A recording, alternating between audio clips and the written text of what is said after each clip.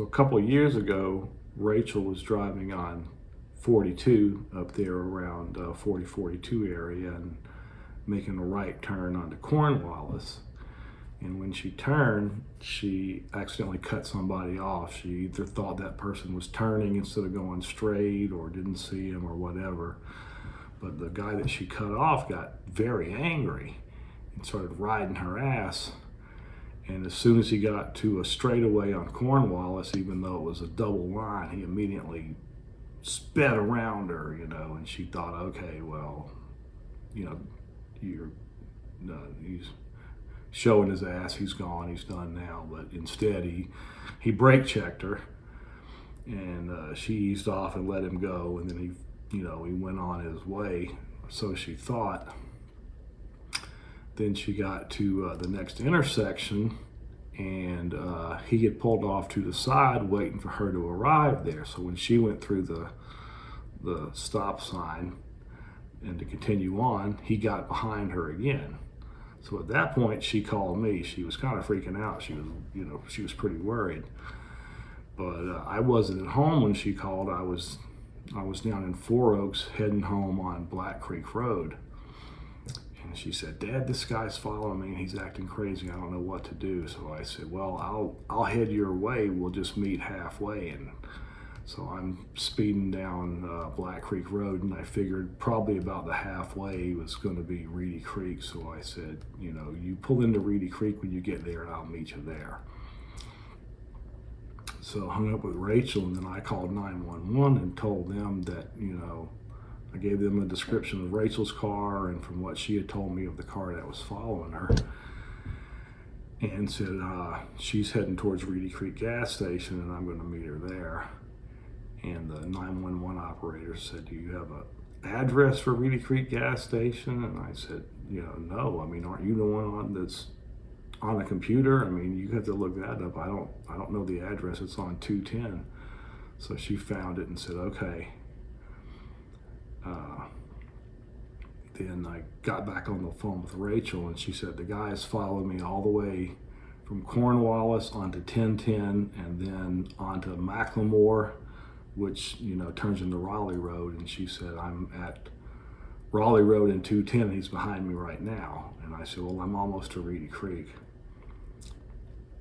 So I get to Reedy Creek about the same time as Rachel, and I pull up next to her, and she said the guy that was following me went straight on 210. And I said, "Okay, well, maybe it's over."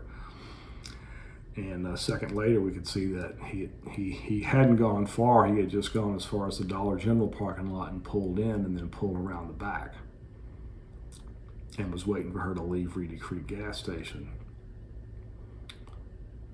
So I said, "You go towards home, but pull into the church parking lot, and I'm going to try to get behind him."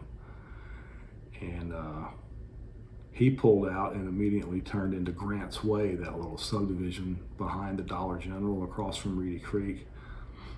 And so she headed home, and I figured I'll pull into Grant's Way and try to find the guy and write down his license plate number. So meanwhile, I call 911 again and say, we're leaving Reedy Creek. The guy's still following her. I pull into Grant's Way, and the guy is already coming towards me. He just pulled into somebody's driveway and whipped around. So I had to try and quickly, pull into a driveway and turn around as well. Meanwhile, he's already at the intersection of Grant's Way and Lassiter, and he pulls out to follow Rachel. Then when I get to the intersection, there's another car coming, so I can't get directly behind him. I've got to wait my turn, so I can't see his license plate. There's a car that's in between us. And we get to our road, and she turns, but instead of going to the church, the guy goes straight on Lassiter. So Rachel figures, okay, I can just go home. So she turned onto the road to head straight home, and I was coming after her and turned on the road as well, and I could see the guy. He didn't leave. He only went to the next house down and pulled into their driveway. So I followed her to her house and pulled in the driveway, and I said, "The guy turned around. He's coming back." And sure enough, he went slowly past the house staring at her. And not long after that, well, he went down and turned around and came back slowly again. And I was able to get a picture of his car from far away, but I couldn't get his license plate number. And soon after that, the Johnson County Sheriff Department showed up, and we told them what happened, and they were like, well, if he didn't do anything and he didn't stop, then nothing, you don't have a license plate, nothing we can do. So nothing ever came of that. Just a crazy guy that followed Rachel for 11 miles, and that was it.